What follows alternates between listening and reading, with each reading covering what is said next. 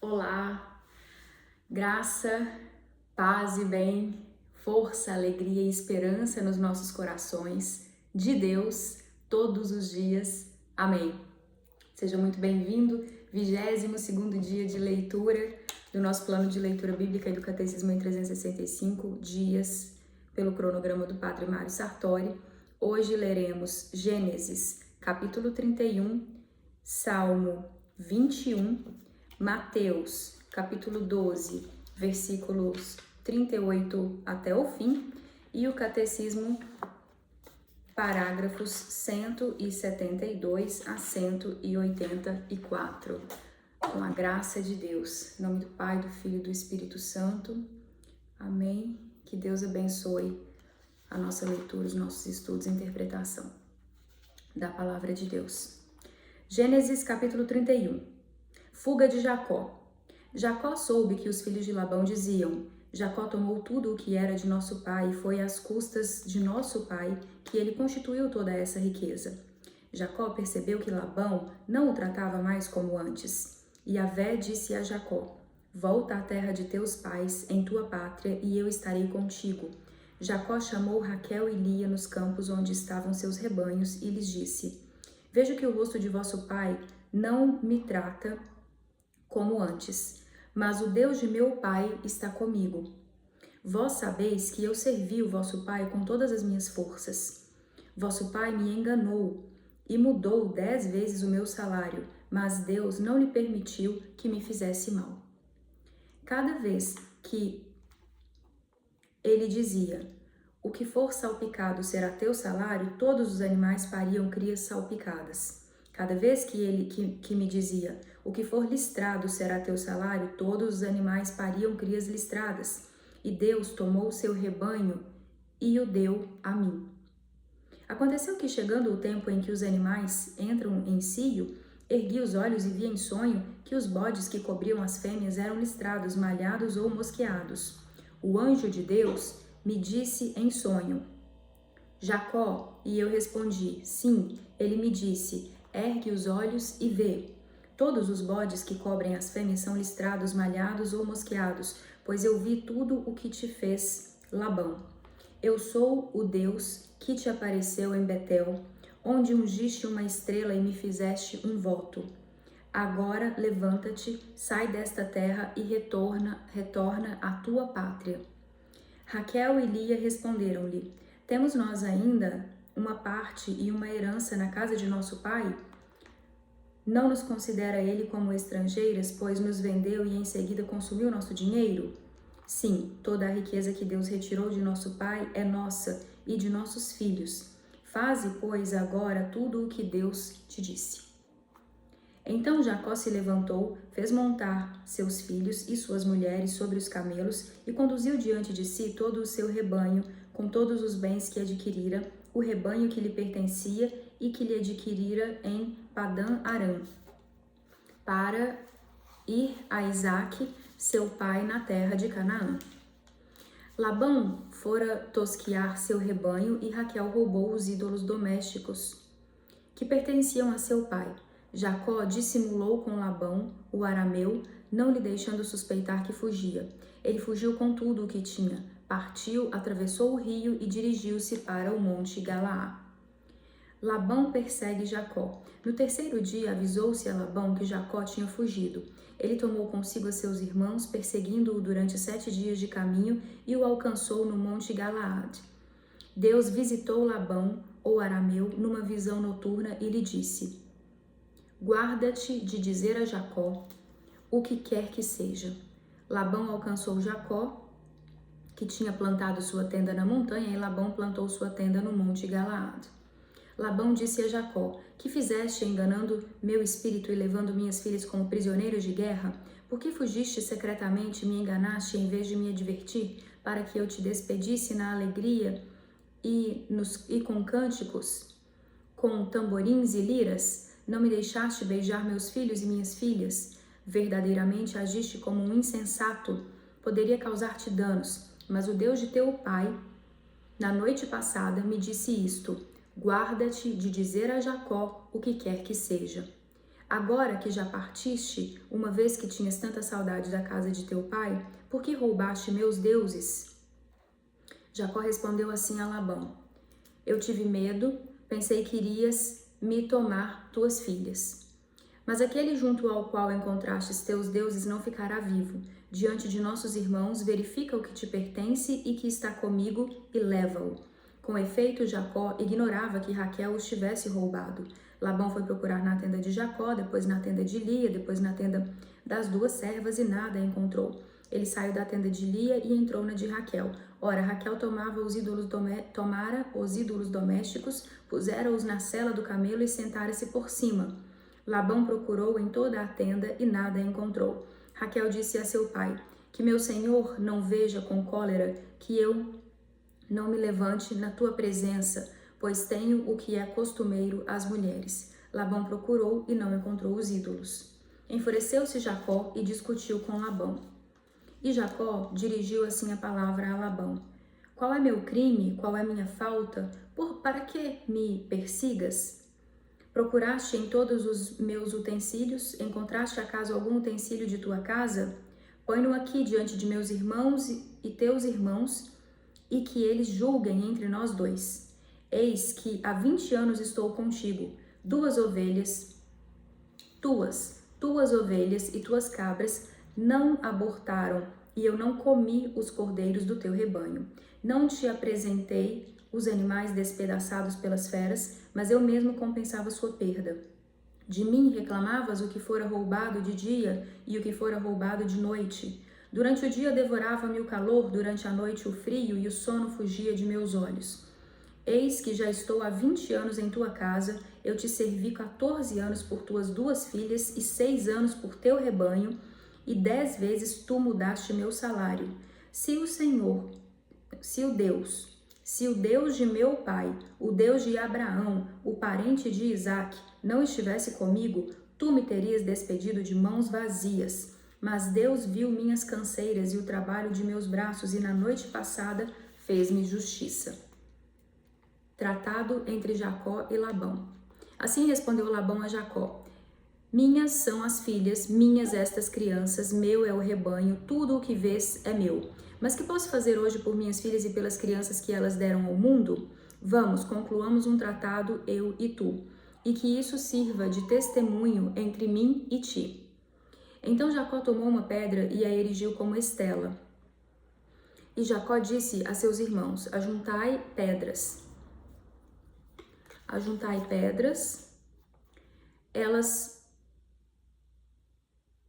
Eles pegaram pedras e com elas fizeram um monte sobre o qual comeram.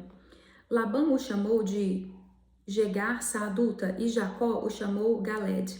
Disse Labão: Que este monte seja hoje testemunho entre mim e ti.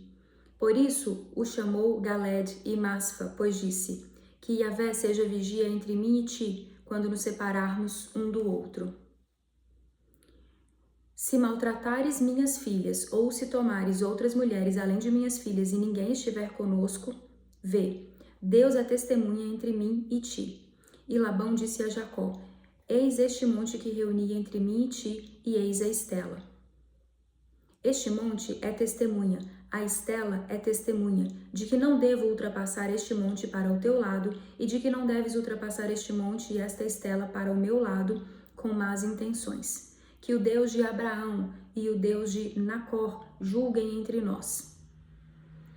E Jacó jurou pelo parente de Isaque, seu pai. Jacó ofereceu um sacrifício sobre a montanha e convidou seus irmãos para a refeição. Eles comeram e passaram a noite sobre a montanha. Amém. Finalizado Gênesis capítulo 21, agora Salmo 21.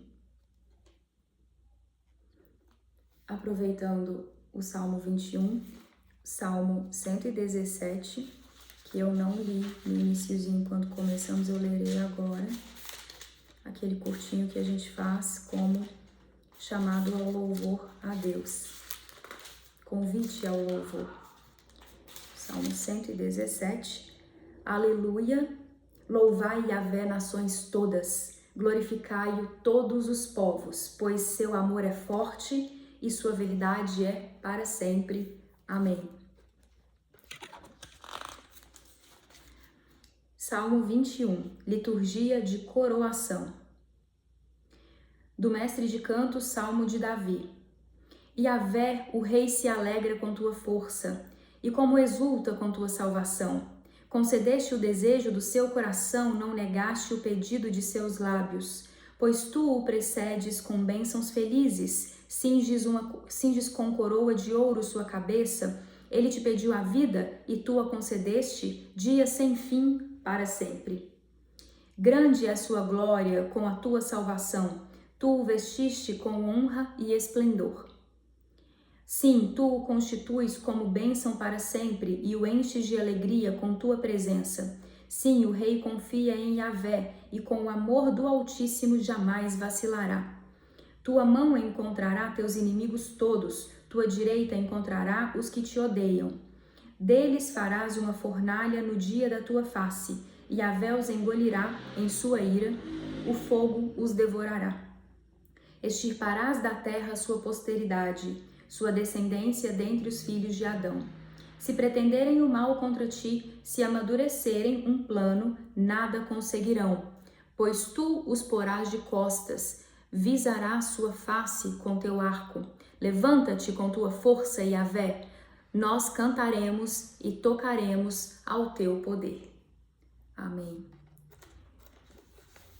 Salmo 21. Agora, Mateus, continuação do capítulo 12, o sinal de Jonas. Nisso, alguns escribas e fariseus tomaram a palavra dizendo: Mestre, queremos ver um sinal feito por ti. Ele explicou: uma geração má e adúltera busca um sinal, mas nenhum sinal lhe será dado, exceto o sinal do profeta Jonas. Pois como Jonas esteve no ventre do monstro marinho 3 dias e 3 noites, assim ficará o Filho do Homem 3 dias e 3 noites no seio da terra. Os habitantes de Nínive se levantarão no julgamento, juntamente com esta geração, e a condenarão, porque eles se converteram pela pregação de Jonas. Mas aqui está algo mais do que Jonas. A rainha do sul se levantará no julgamento, juntamente com esta geração, e a condenará, porque veio dos confins da terra para ouvir a sabedoria de Salomão, mas aqui está algo mais do que Salomão. Retorno ofensivo do espírito impuro.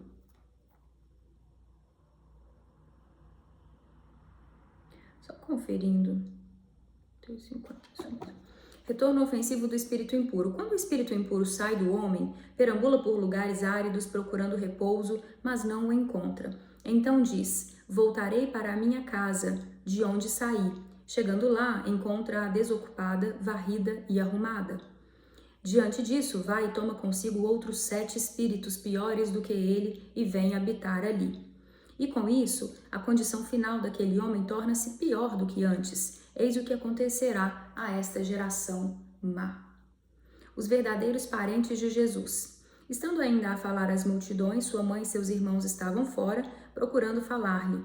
Eis que tua mãe e teus irmãos estão fora e procuram falar-te. Jesus respondeu àquele que o avisou: Quem é minha mãe e quem são os meus irmãos?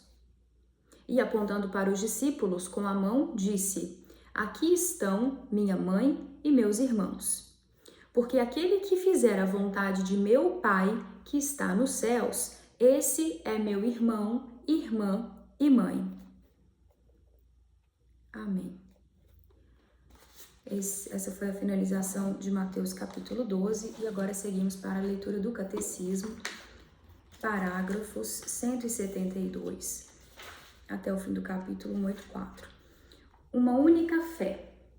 Há séculos, mediante tantas línguas, culturas, povos e nações, a Igreja não cessa de confessar sua única fé, recebida de um só Senhor, transmitida por um único batismo, enraizada na convicção de que todos os homens têm um só Deus e Pai, Santo Irineu de Lyon, testemunha desta fé, declara: com efeito, a Igreja, embora espalhada pelo mundo inteiro até os confins da terra, tendo recebido dos apóstolos e de seus discípulos a fé, guarda esta pregação e esta fé com cuidado, como se habitasse em uma só casa. Nelas crê de forma idêntica, como se tivesse uma só alma e um só coração. Prega as verdades de fé, as ensina e transmite com voz unânime, como se possuísse uma só boca.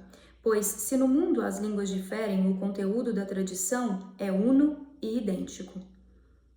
Nem as igrejas estabelecidas na Germânia têm outra fé ou outra tradição, nem as que estão entre os iberos, nem as que estão entre os celtas, nem as do Oriente, do Egito, da Líbia, nem as que estão estabelecidas no centro do mundo. A mensagem da igreja é, portanto, verídica e sólida, pois ela mostra ao mundo um único caminho de salvação.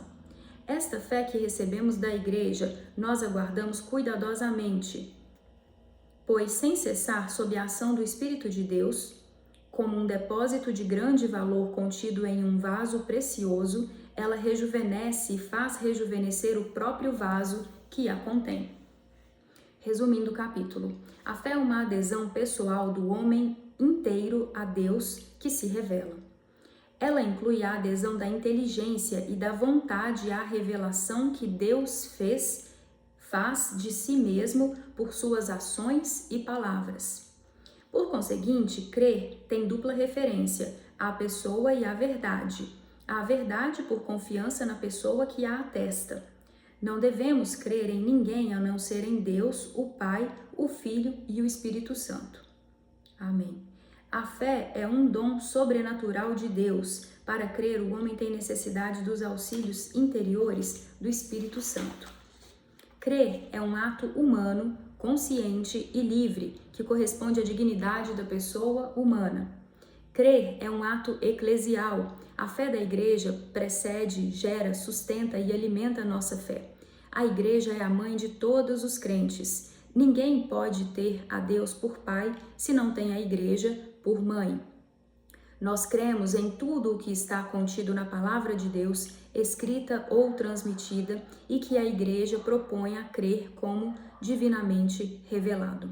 A fé é necessária à salvação. O próprio Senhor afirma: quem crer e for batizado será salvo, quem não crer será condenado. A fé é um antegozo do conhecimento que nos tornará bem-aventurados na vida futura. Esse foi o 22º dia de leituras. Pela graça de Deus, até a próxima. Amém, se Deus quiser.